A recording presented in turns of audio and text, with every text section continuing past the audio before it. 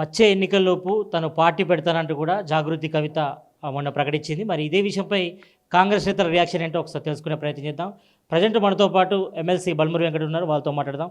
అన్న చెప్పండి, ఇటు ఎమ్మెల్సీ కవిత మరి వచ్చే ఎన్నికల్లోపు తను పార్టీ పెడతా అంటూ కూడా ప్రకటించింది. మరి ఇది మీకు కాంగ్రెస్కు ప్రత్యామ్నాయ పార్టీయా లేకపోతే బీఆర్ఎస్కు ప్రత్యామ్నాయ పార్టీ అని భావిస్తున్నారు మీరు? కవిత గారు ఈరోజు మాట్లాడేది వారి వ్యక్తిగత పంచాయతీ. వారికి పంచాయతీ దేనివల్ల అయిందో సరే, వారు ఆరోపణలు చేస్తారు, వాళ్ళు దొంగతనం చేసిరు, తెలంగాణ రాష్ట్రానికి అన్యాయం చేసిరు అని. ఓకే, అది మేము కూడా 10 ఏళ్ళుగా చెప్తున్నాం. కానీ అందులో భాగస్వామిగా ఉన్నవారు ఆధారాలు బయటికి తీసుకొని వచ్చి, ఆధారాలు కూడా మీడియా ముఖంగా రిలీజ్ చేసి సంబంధించిన డిపార్ట్మెంట్కి ఆధారాలు ఇస్తే, ఆ దొంగల భర్తం బట్టి తెలంగాణ రాష్ట్రానికి అన్యాయం చేసిన సొమ్ముని తీసుకొని వచ్చి తెలంగాణ రాష్ట్ర అభివృద్ధి కోసము ఏదైతే ఖర్చు పెట్టి రాష్ట్రాన్ని మనం అభివృద్ధి చేసుకోవచ్చు. అది పక్కన పెట్టి రాజకీయ పరంగా విమర్శలు చేసి, కేవలము రాజకీయ పరంగా స్టేట్మెంట్స్ ఇచ్చి రేపొద్దున పార్టీ పెడితే, కవిత గారు పార్టీ పెట్టినా, హరీష్ రావు గారు బయటికి వచ్చి పార్టీ పెట్టినా, లేదా వాళ్ళ నాయన కేటీఆర్ని ధర్మేస్తే ఆయన బయటికి వచ్చి పార్టీ పెట్టినా, ఈ పార్టీలు అన్నిటితోటి కూడా ఇది వాళ్ళ స్వార్థ ప్రయోజనాల కోసం పెట్టుకుంటున్న పార్టీలు అని చెప్పి ప్రజలు చాలా సీరియస్గా ఇవన్నీ ఎపిసోడ్స్ చూసినాక ప్రజలు భావిస్తారు. వాళ్ళందరూ కలిసి ఉన్నప్పుడే ఏం చేయలేకపోయారు. వాళ్ళు వేరేగా పార్టీలపైన పోటీ చేసినా రాబోయే ఎన్నికల్లో కాంగ్రెస్ పార్టీకి మా పనితీరును చూసి 70% పైన స్థానాలు కాంగ్రెస్ పార్టీకి ప్రజలు ఓట్లేసి గెలిపించి మళ్ళీ తిరిగి మమ్మల్ని అధికారంలో తీసుకొని వస్తారు. ఇది ఆస్తుల పంచాయతీ కాదు, ఆత్మగౌరవం కోసమే తను బయటకు వచ్చినట్టు కూడా జాగృతి కవిత అంటుంది. 2015 గురించి వారు మాట్లాడినారు. 2017లో బీఆర్ఎస్ అయినప్పుడు, అది 17లోనో 18లోనో ఎప్పుడు అయింది కదా, బీఆర్ఎస్ అయినప్పుడు కూడా నేను వద్దన్నా అని చెప్పని అన్నారు. కానీ అప్పుడు వారు ప్రెస్ మీట్ పెట్టి మంచి పని చేసిరని చెప్పి మాట్లాడారు. అంటే వారే కాంట్రడిక్టరీగా స్టేట్మెంట్స్ ఉన్నాయి ఇప్పటి.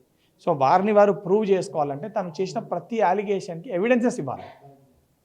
ఎవిడెన్సెస్ ఇచ్చి ఈ దొంగతనం జరిగింది, ఇది పలానా రూపాయికి వస్తుంది, వీళ్ళు 2 రూపాయలు పెట్టి తీసుకురు, ఈ రూపాయి పలానోడు తిన్నాడు, పలానా అకౌంట్లోకి పోయింది, ఆ టైంలో నేను పలానా ఉన్నా, పలానాతో అయింది, ఈ పలానా అకౌంట్ ట్రాన్సాక్షన్ అయింది. ఎవిడెన్సెస్ ఇవ్వమనండి. ఎవిడెన్సెస్ ఇస్తే నేనే కవిత గారిని చాలా మంచిగా చేసిర్రు, తెలంగాణ సొమ్ముని వెనకకు తీసుకొని వచ్చిర్రు అని చెప్పి నేనే రేపు పొద్దున ప్రెస్ మీట్ పెట్టి మంచి పని చేసిరని చెప్పి మాట్లాడతాను.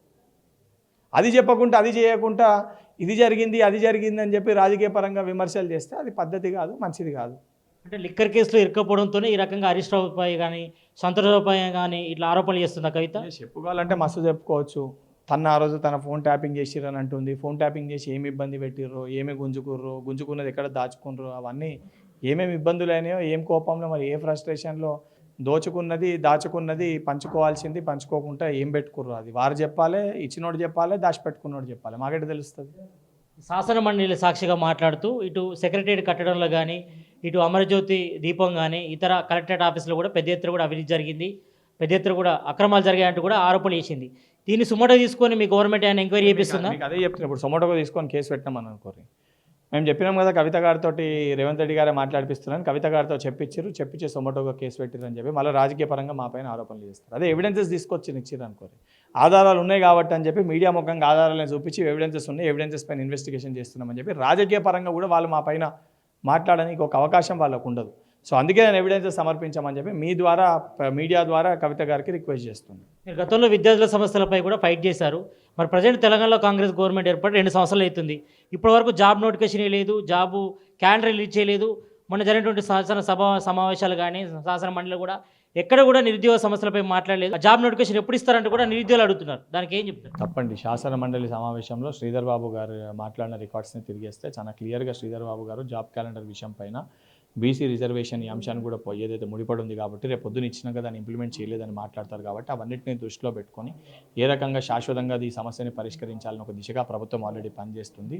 రాబోయే 1-2 మంత్స్లో ఏదైతే దానిపైన స్పష్టత ఇచ్చే ప్రయత్నం స్పష్టత ఇస్తామని చెప్పి కూడా శ్రీధర్ బాబు గారు చాలా క్లియర్ కట్గా క్లారిటీగా ఏదైతే శాసన మండలిలో నేను అక్కడ సాక్షిని చాలా క్లియర్గా శ్రీధర్ బాబు గారు ఏదైతే గౌరవ మంత్రి గారు చాలా క్లియర్గా స్పష్టత కూడా ఇవ్వడం జరిగింది. అంటే దీన్ని సాగా చూపి ఇంకా డిలే చేస్తారా? జాబ్ నోటిఫికేషన్ కానీ జాబ్ క్యాలెండర్ విషయం ఇప్పుడు అది ఇచ్చింది కూడా మేమే, హామీ ఇది చేస్తా అన్నది కూడా మేమే. రెండింటినీ నెరవేర్చాల్సిన బాధ్యత మా పైన ఉంది. కొద్దిగా ఆలస్యమైన మాట వాస్తవం, కానీ ఇవ్వాలే చెయ్యాలని ఒక చిత్తశుద్ధి ప్రజాప్రభుత్వానికి ఉంది.